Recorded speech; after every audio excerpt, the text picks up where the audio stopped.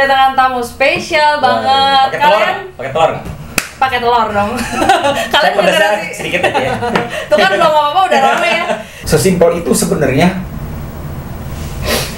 sebenarnya kita sebagai manusia mengerti apa yang namanya memberikan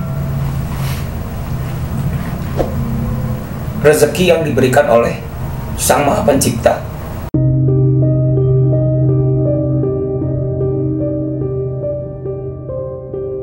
Halo, selamat pagi, siang, sore, dan malam sahabat yang bercerita. Welcome back to our channel. Ketemu lagi dan saya Indra Deva dalam channel YouTube kesayangan kita yang bercerita, di mana kita selalu menghadirkan kisah-kisah dari orang-orang yang memiliki pengalaman gaib dan spiritual.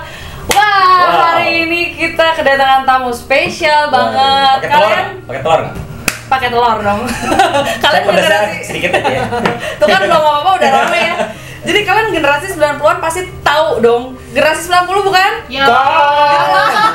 Saya mau disebut tua. Erwin Moron, Dr. PM. Apa kabar? Baik. Assalamualaikum Bu Haji. Waalaikumsalam Pak Haji. Ini program udah berapa lama? Kita baru, tapi sponsornya udah banyak. Oh, alhamdulillah dong. Ada Terima dari kasih. Panjava, dari mana ini? Sebutin dong. Iya. Confuse. Ada dari Lekoh Kang Coffee. Sony, aduh terbaik. Wah, ini kayaknya harus saya bawa pulang nih. Saya nggak bawa tas soalnya. Back check. Ini kita kedatangan juga dari Bricks Cafe. Bricks Cafe. Jadi ini tuh menu kesayangannya Abah Erwin. Ya, kalau datang ke Bricks Cafe saya selalu mesen pizza bala-bala. Tepuk tangan lagi. Yo. Abah nyanyi dulu. What? Nyanyi apa? Kan gayanya nyentrik, terkenal dengan vokalis yang gayanya nyentrik. Oh, saya itu Coba nyanyinya ini terpesona.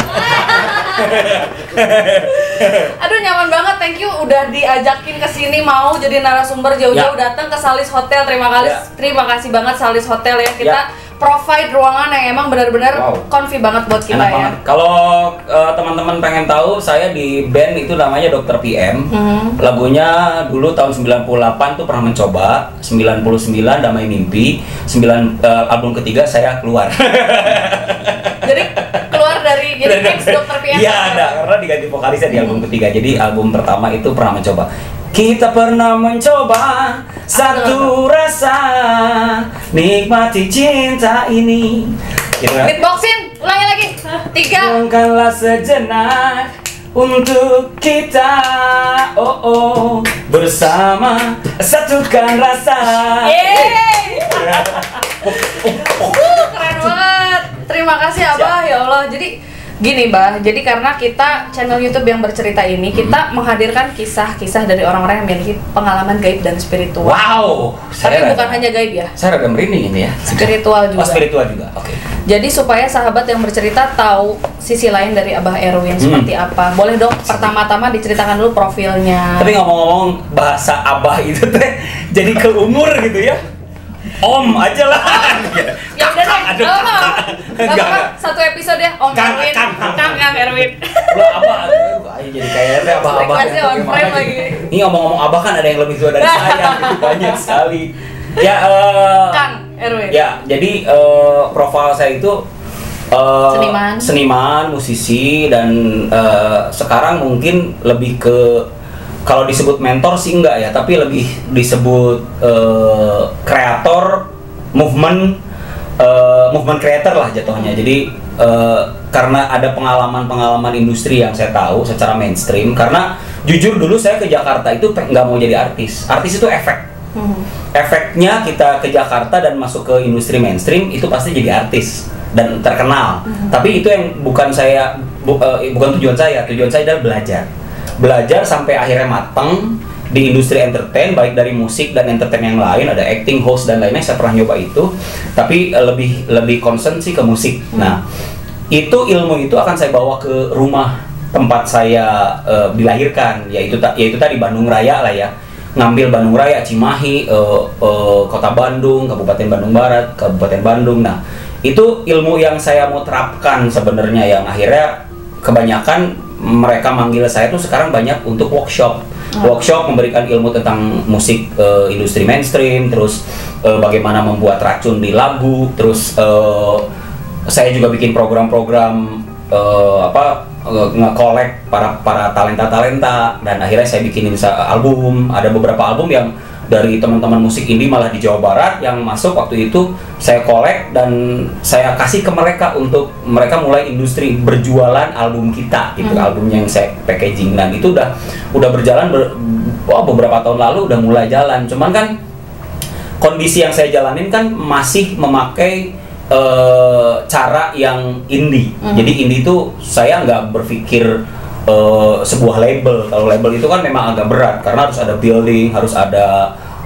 biaya besar, harus ada biaya promosi besar dan lain-lain. Nah, ini lebih ke nge-collect talenta. Gimana caranya saya mengkurasi lagu lu tuh bagus. Jadi sempat ada tahun berapa itu ya, 2016 kalau nggak salah ya. Itu saya bikin kompilasi album sampai 400 band di dalam satu DVD. Iya, se-Jawa Barat. Dan itu hasil kurasi. 400 band, bukan 400 band yang masuk, saya seleksi jadi 144 band. Itu aja udah cukup banyak, 100 banyak. 144 band. Saya cetak sekitar 2000 DVD waktu itu. Dan itu mereka belajar untuk jualan CD mereka sendiri, DVD mereka sendiri. Kan DVD nggak mungkin, CD nggak muat. Nah, DVD bisa masuk. Nah, saya nggak bikinin video klip, tapi sampai situ aja dulu gitu. Saya nggak mau jadi lu artis, tapi lu gimana caranya bisa menjual produk lu sendiri gitu. Nah, sampai ke situnya tuh akhirnya saya coba ngolah terus. Ada beberapa korporasi swasta lah yang bantuin saya dari biaya, dari tempat dan lain-lain untuk bisa membuat saya bergerak di situ. Nah, jadi akhirnya saya udah mencurahkan ilmu saya ke kawan-kawan regenerasi. Itu sebenarnya yang sampai sekarang ini saya pun masih melakukan hal itu. Sampai walaupun saya di industri vape dan lain-lain, tapi saya tetap melakukan hal yang sama dan dibalik lagi. Kita ngopi dulu, Bah.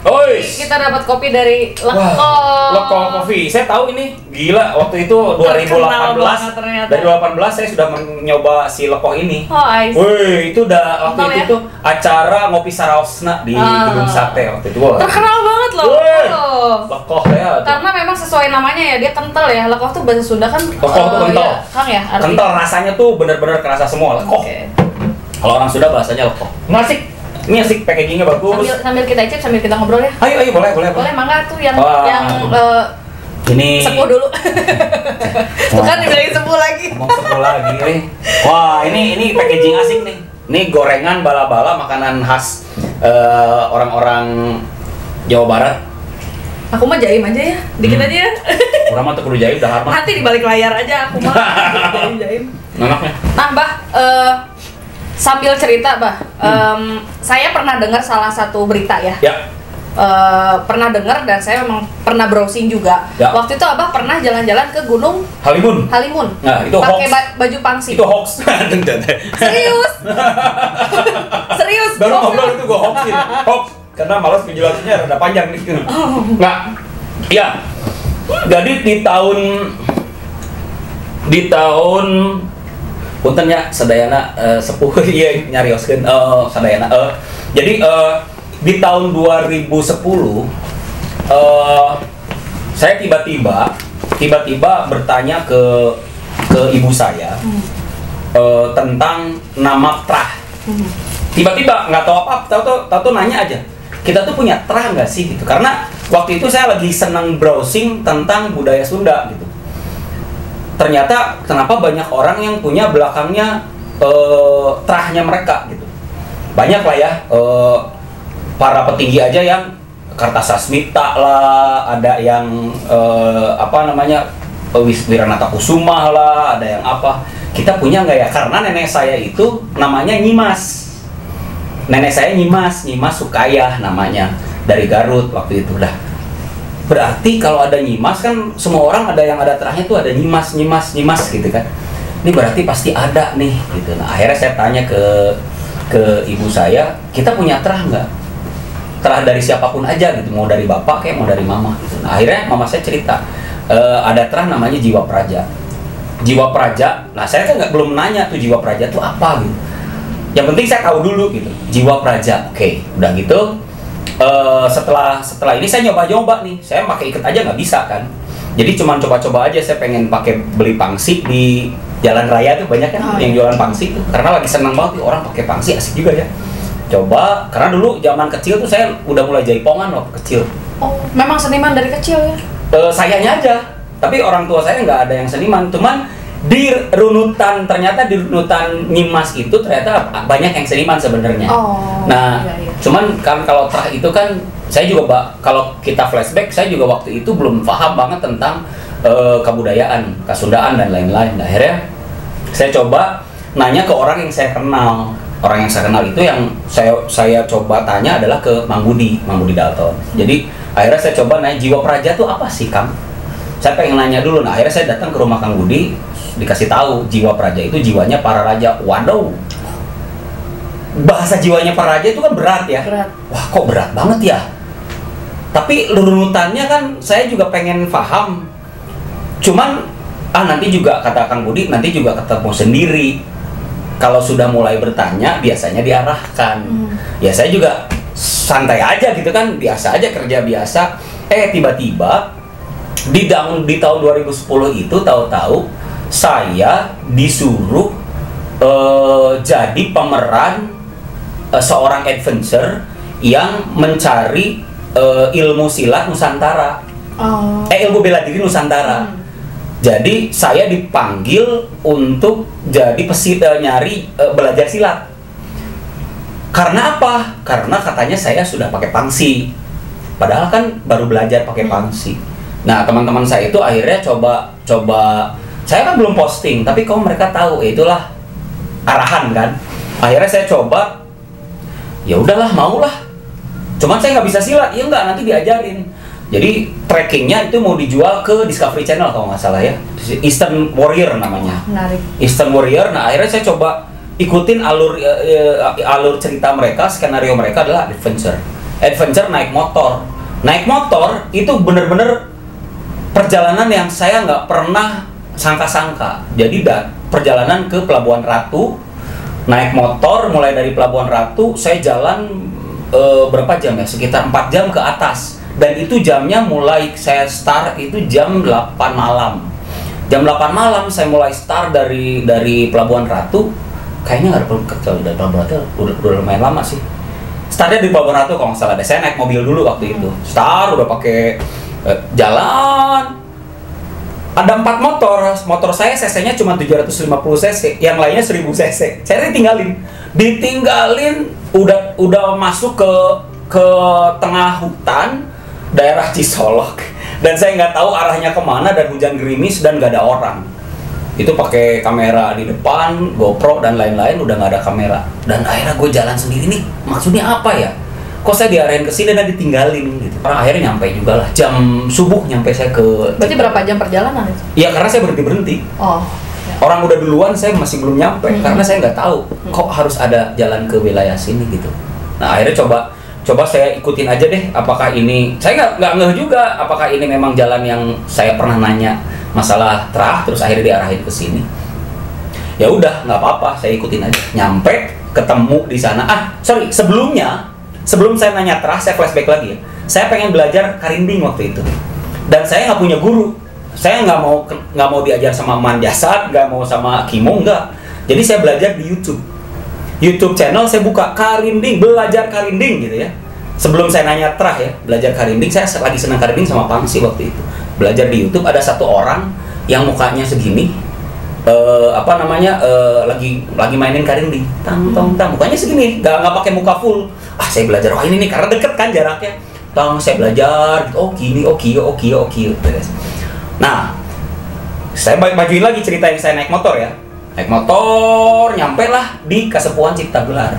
Tengah malam, jam 2 malam kalau nggak salah, karena ada mogok, ada apa segala macam kan, trekkingnya rada berat tuh waktu itu. Nyampe laksana, hujan gerimis, masuk saya ke satu rumah. Di sana, namanya waktu itu belum ke Imah Gede, tapi masih satu rumah diterima sama satu orang. Satu orang saya nggak tahu namanya siapa, itu rambutnya panjang. Terus ngobrol lah biasa. Saya belum ngeh karena masih baru kenalan. Besok pagi setelah tidur biasalah kenalan biasa sama. Kita lapor juga soan ke ketua adat, ke Abah Ugi waktu itu. Soan ngantri biasa, minta izin saya mau bikin sesuatu di sini, bla bla bla bla bla bla, sudah diizinin semua, saya balik lagi tidur istirahat. Besoknya nih, saya ngobrol sama orang itu, terus saya giniin mukanya, "Tar Kang, sebentar." Dia senyum-senyum aja, "Bentar Kang." Itu saya langsung nangis di situ, "Bentar Kang, saya boleh nggak akan lihatnya ke sini, lihatnya ke sebelah kanan, terus saya tutupin mukanya, se-frame yang muka ada di YouTube." Gue lihat, "Hah? Kang, bentar." Kan di situ tuh kan di situ tuh ada YouTube, ada WiFi kan. Betul. Di kampung adat itu ada teknologinya, udah ada WiFi kan. Saya buka YouTube belajar karinding. "Kang, ini Akang bukan?" "Iya, itu saya." Astagfirullahaladzim, saya langsung suun, itu guru saya ternyata di YouTube. Ternyata orang itu yang saya Dan dipertemukan di situ.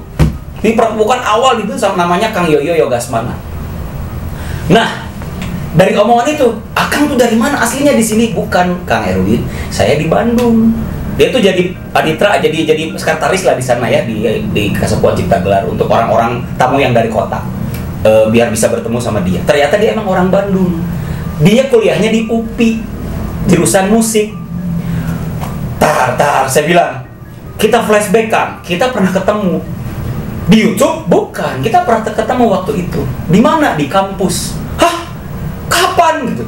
Akang belum tahu, tapi saya tahu Akang. Waktu itu saya masih jadi orang yang sering performing arts, pakai setrum, dan dia bikin performing art pakai naga-nagaan untuk ngiringi. Saya waktu itu marching band. Waktu masih SMA, dia udah ngiringin tarian. Karena dia memang performing art, jurusannya jurusan seni, tapi performing seni tari. Astagfirullahaladzim. Akhirnya saya coba teleponin teman-teman marching band. Lu kenal Kang Yoyo Yogasmana nggak?" "Win, lu kenapa ketemu Kang Yoyo? Bukannya Kang Yoyo di Belanda?" Ternyata dia dari Belanda ke situ. Yang tidak mungkin bertemu. Dan sekarang bertemu, dan pertemuannya adalah pakai teknologi zaman itu di YouTube, dan saya belajar karinding sama dia. Gila, saya ketemu guru saya tanpa, wah, ini maksudnya apa ya? Ini maksudnya, dari situ saya nggak pernah mau ngobrol dan diem aja. "Tenang Kang, Akang teh kesini teh ada tujuan apa?" "Enggak, saya mah pengen syuting silat dengan Kang siapa produksinya apa." "Enggak, bukan itu sebenarnya." "Hah? Bukan itu? Terus apa dong?" "Ya kita ikutin aja ya. Maunya apa gimana gitu?" Saya kan nggak tahu, belum ngerti. Ya udah, oke. Setelah itu akhirnya saya coba ikutin alurnya skenario, dan akhirnya kata-kata terakhir dari seorang kepala adat di sana, "Kang Erwin teh kesini mau apa?" Kang Erwin diantar kesini mau apa? "Nggak mau apa-apa, saya senang aja dengan suasananya." Nggak mau apa-apa. "Saya senang aja dengan suasananya gitu." "Oh ya udah, boleh kan, udah dibuka pintu," katanya. "Pulang." Akhirnya saya pulang tuh.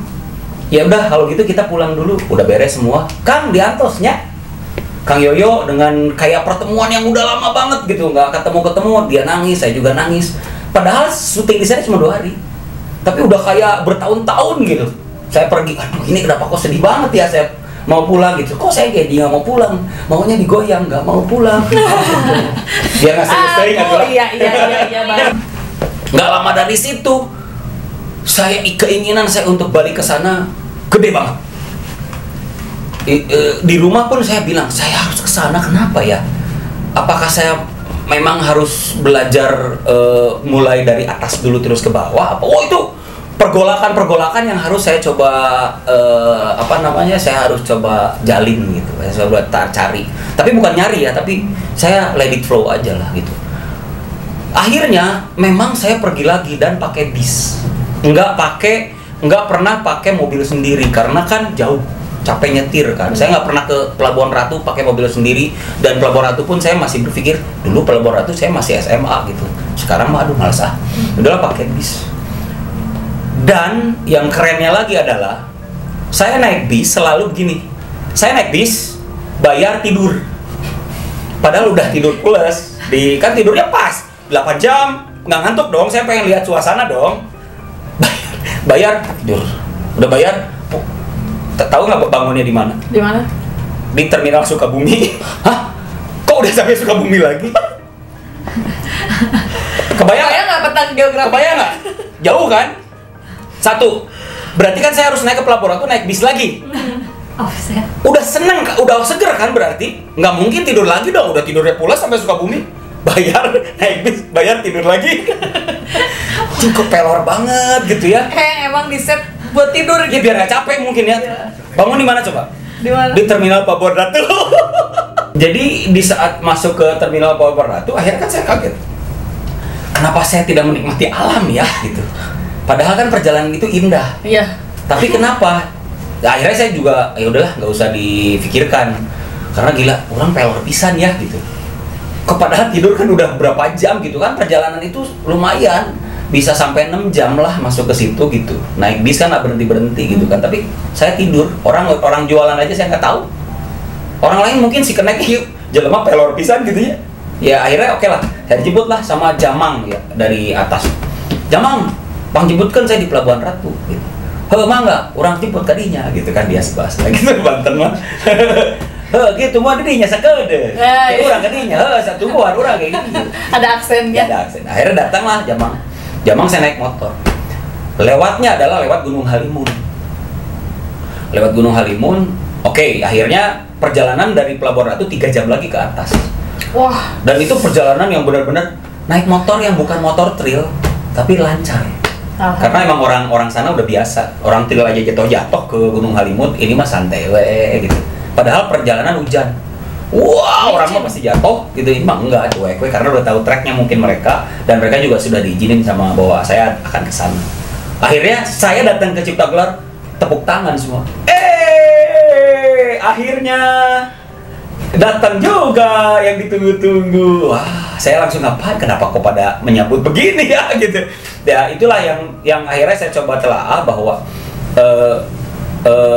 karena memang ada ya itu kita persingkat aja bahwa saya akhirnya berturut-turut 4 tahun dari 2010 sampai 2014 saya bolak-balik ke Cipta Gelar dengan tugas tiap tahun karena saya harus melampaui 4 tahun. Jadi tahun ke-1, tahun ke-2, tahun ke-3, tahun sampai tahun ke-4. Jaka sembung deh. Tepuk tangannya mana? Jaka Tepuk sembung. tangan. Bah, tapi korek sedikit ya supaya sahabat yang bercerita biar lebih mengenal Abah Erwin Moron. Tadi jadi Abah lagi. Kang. Atau udah gimana ya? Jadi Kang Erwin punya nggak pengalaman gaib di perjalanan lebih ke arah yang seperti itu? Boleh dong diceritakan ya, sedikit. Di perjalanan yang mana dulu nih? Di perjalanan yang sudah masuk ke 4 tahun atau perjalanan dari tahun per tahun? Nah, soalnya di perjalanan pertama saja sudah keren. Keren itu gini. Saya disambut oleh seorang wanita cantik sekali. Yang tadi diceritakan ya. Di atas gunung ada wanita cantik dan senyum. Terus turun ke bawah gitu. Saya kaget kan. Kenapa ada wanita kayak begini di sini gitu? Saya tanya, Kang Yo, saya pas terakhir ke puncak, di pas puncak, saya diterima saat ada cewek cantik banget. Tapi itu dia senyum, terus akhirnya dia turun lagi ke bawah kayak mau mandi lah. Bukan mandi sih, udah kayak mau bertani lah.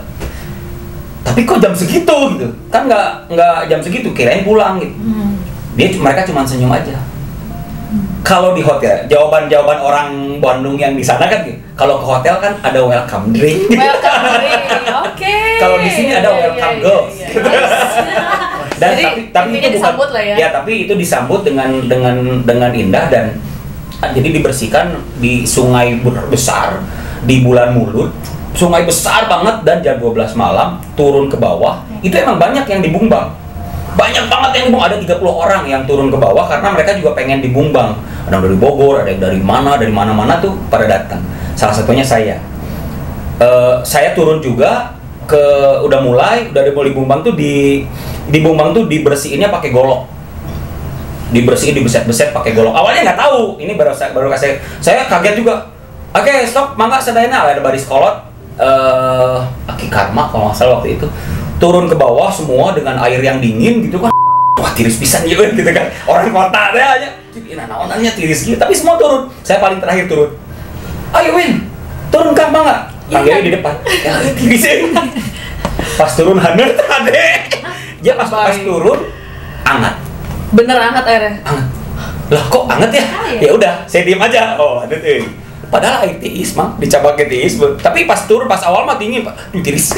Pas masuk ke dalam, udah mulai ikut sama. Mungkin badan juga kan ada menyesuaikan kan, adaptasi bagus. Adaptasi kita kan pasti bagus tuh. Nah, terus akhirnya oke lah, proses itu dilakukan dengan yang golok biasa. Enggak kenapa-napa. Udah kan lihat dulu, sini dia bedok seketnya gitu. Kang Yoyo dulu. Kang Yoyo, yo pemimpin mah diharap. Masuk ke depan digorok kayak apa namanya kayak di sembelih lah gitu. Waduh, cegorok teh. Gue di layer ketiga. Jiper nggak sih kan? Jiper. Layer ketiga, aduh, gue pasrah. 1, 2, saya gitu. Gue naik nggak ya gitu. Hah? Dari situ tuh akhirnya yang coba. Aduh, saya pasrah deh, mangga sangakeun gitu kan. Mangga nyangakeun bade kumaha-kumaha abdi pasrah gitu. Set masuk ke orang satu lagi, itu juga baru kenal. Marep, ya ieu nu ti kota hiji deui, Bu, pan gimbal. Bu, temenan kieu, jelema mah potong rambut. Aduh, potong rambut. Dapat haircut pada saat itu ya. Haircut dong. Haircut. Dibuang haircut dan saya nggak bisa ngambek padahal itu nilai jual saya. Pakai golok. Set dan itu langsung saya disembelih. Gosok, tenang. Saya ikut-ikutin dan nggak apa-apa. Udah beres semua. Iya kemarin ada lain, cina gitu. Jadi sisanya cuma saya, dia sama yang depan. Yang kabur. Yang kabur. Itu saya bertanya pas udah beres. Saya bertanya udah beres bahwa ini kenapa kok yang lain kabur? Karena diayak. Disaring. Okay. Penyaringan itu terjadi di situ. Jadi orang yang terpilih adalah 2 orang ini gitu. Terus ngapain saya terpilih buat apa? Saya kan gak ikutan calon wali kota gitu. Kenapa saya harus dipilih gitu? Ya udah akhirnya saya coba datang ikutin. Cuman kan saya bahasa orang kota kan aing kuat di kadek. Oh iya. Ya. Songong. Datanglah besoknya nyobain pisau dong. Pisau set bil blacknya sini. Darah. Berarti salah. Bukan ini maksudnya jawabannya. Don't try this at home. Jawabannya salah. Berarti bukan ini jawabannya. Oke. Maksudnya apa? Saya nanya kan. Berarti kan saya nanya terus di situ. Saya berilmu lah di situ untuk itu namanya pembersihan kan. Jadi semua orang dan itu terpilih. Buktinya kan cuma ada dari 30 cuma ada 3.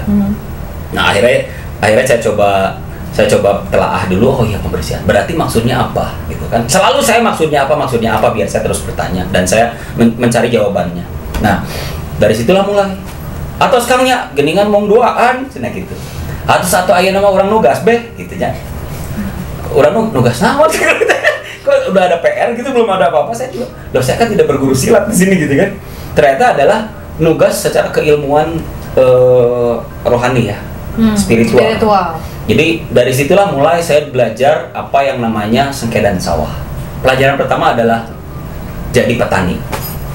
Apa itu? Nah, sengkedan sawah itu saya diajak pada waktu itu ke sawah, ke huma, ke mana gitu yang ada airnya.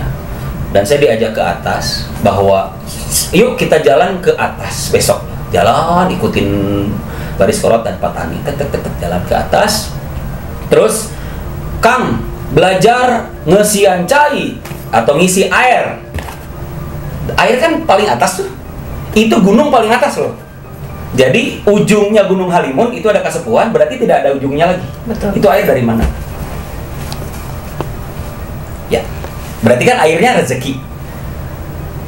Kalaupun dari muka bumi, berarti ada circulate. Ya. Ada circulate rezeki, sirkulasi rezeki. Air kan? Kalau ngomong kayak gitu sekarang menang izin. Ya oke. Nah, ada circulate yang akhirnya coba kita harus telaah. Jadi ada rezeki sok. Air yang dari atas turun ke bawah, bagiin ke yang bawah lagi. Jangan sampai ada yang nggak kebagian. Bagi. Oke, ki beres. Turun deui, bagi lagi ke bawah sampai ke bawah, sampai ke ujung. Duh, capek nak dan. Tapi saya belajar pengen belajar ini ilmu nih. Udah sampai bawah, saya nggak tahu ilmunya apa, ilmu bertani yang saya tahu kan. Ternyata bukan. Setelah di bawah saya ditanya, dapat ilmu apa? Dari memberikan air ke bawah. Terus Abah jawab? Ilmu bertani, saya bilang kan, harus memberikan air sampai semuanya keisi airnya. Oke. Ilmu yang Kang Yoyo kan ada Kang Yoyo. Pertanyaan saya, Kang, ilmu kehidupan apa yang akan dapat dari sengkedan sawah itu? Bahasa yang saya jawab adalah ilmu berbagi. Ilmu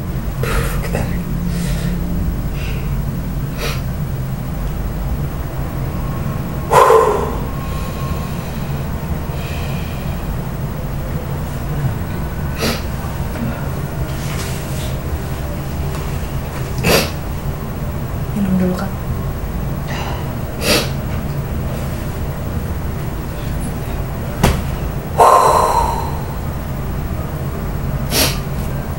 Sesimpel itu sebenarnya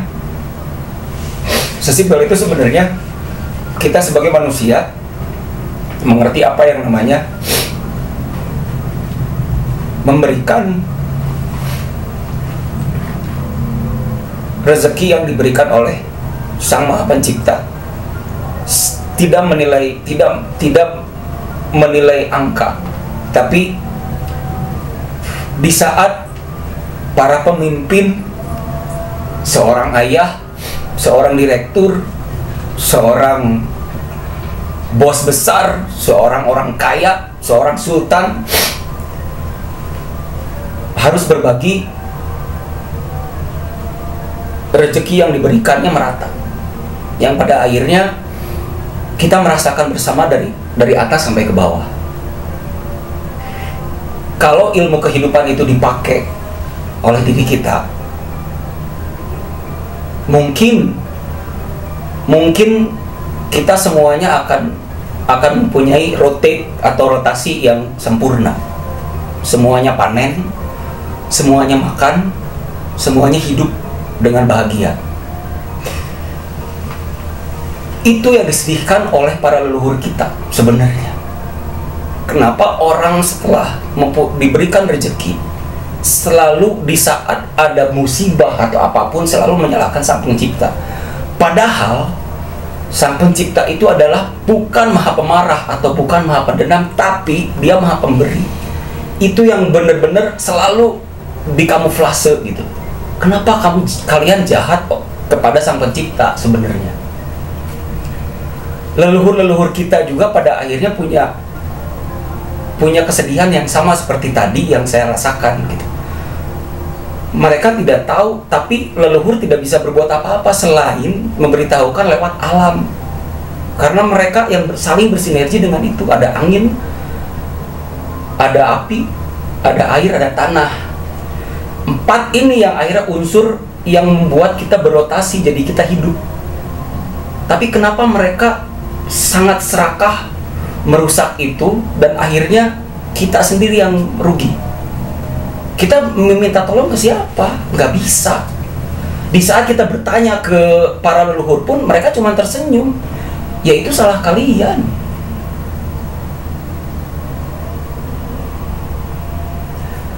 Bahasa yang kita harus ungkapkan juga di saat kita orang biasa, kemungkinan kita hanya bisa berbicara verbal. Tapi di saat kita punya ilmu itu, kemungkinan kita bisa melakukan hal yang sama. Seperti sawah itu melakukan hal yang simple, tapi circulate-nya berjalan begitu indah berjuta-juta tahun sampai diaplikasi oleh seluruh dunia. Yang akhirnya kalau tidak ada circulate itu, kita tidak bisa hidup dengan tentram, kita nggak bisa bahagia. Di saat kita punya kekayaan besar, Tuhan hanya menyuruh, atau Sang Pencipta menyuruh, bagikan ke bawah. Kita punya kekayaan besar, mau kalian miliarder, mau kalian bukan miliarder pun, bagikan sampai titik terbawah. Apa yang terjadi sekarang? Itu tahun pertama saja saya udah mempunyai keilmuan yang paling besar yang saya sebenarnya dari 4 tahun itu yang saya sudah saya sudah ikutin proses sampai 4 tahun itu, ilmu yang tahun pertama ini yang gila, yang membuat gua jadi aduh, sebenarnya lu ngapain nyari ilmu dan kepintaran terlalu tinggi di saat ilmu yang pertama lu nggak serap. Ilmu yang itu yang sebenarnya real, bukan ilmu yang keempat. Karena tracking yang saya bilang tadi, saya 4 tahun bolak-balik itu tracking tugas. Tugas pertama itu intinya sebenarnya. Tahun pertama itu inti dari semua tugas. Jadi dari 4 tahun ini pengalaman spiritualnya betul-betul membuat diri Kang Erwin. Jadi saya itu karena akhirnya saya harus 4 tahun bolak-balik ke situ secara natural. Orang rumah pun mengizinkan, semuanya juga mengizinkan, dengan proses pekerjaan yang berjalan juga karena memang Tuhan memberikan tugas dengan rezekinya. Betul. Jadi saya tetap berjalan itu, cuman itu tadi yang saya agak sedikit bandel juga waktu itu. Saya pengen tahu Tuhan marah itu seperti apa sih? Bukan ke alam, tapi ke diri saya. Saya pengen tahu bukan Tuhan memberi udah pasti memberi. Sampai akhirnya tugas saya tuh bener-bener totally aman. Tugas saya 4 tahun totally nggak pernah ada halangan apapun. Sampai pusaka-pusaka datang pun di tahun ketiga itu nggak ada halangan sama sekali. Pusaka datang saya bawa pulang. Saya tugas untuk membantu hal yang paling besar itu nggak ada halangan sama sekali. Menutup, mau mengambil 7 gunung Sangga Buana di Jawa Barat, saya lakukan dengan cara yang sangat simpel. Hal ini benar-benar untuk menjaga stabilitas, keseimbangan. Saya nggak mau ceritain yang 3 karena ini tugas yang memang notabene tugas yang memang saya harus lakukan secara terah di atas tugas yang saya lakukan sesuai terah, mengembalikan semua ranah terah jiwanya para raja untuk pulang. Sebagai manusia, ini bukan manusia nih yang 3. Ini bukan manusia yang melakukan, tapi ada leluhur yang mengarahkan saya sebagai orang yang masih berwujud. Tapi sebagai ruh, tugas yang pertama ini tugas manusia, tugas saya. Makanya dari yang setelah beres itu, akhirnya saya ya yang kualat itu, saya memang lagi pengen tahu bahwa kalau kita jadi kualat itu seperti apa. Kalau Tuhan marah tuh kayak gimana sih? Jadi bukan kata orang, tapi saya nggak mau kata orang. Tuhan, saya pengen Tuhan marah sama saya gara-gara kedikdayaan. Saya minta tolong Tuhan, saya sudah tahu kamu keren, tapi tolong saya kasih waktu, saya masih punya titipan darimu, besoknya sembuh.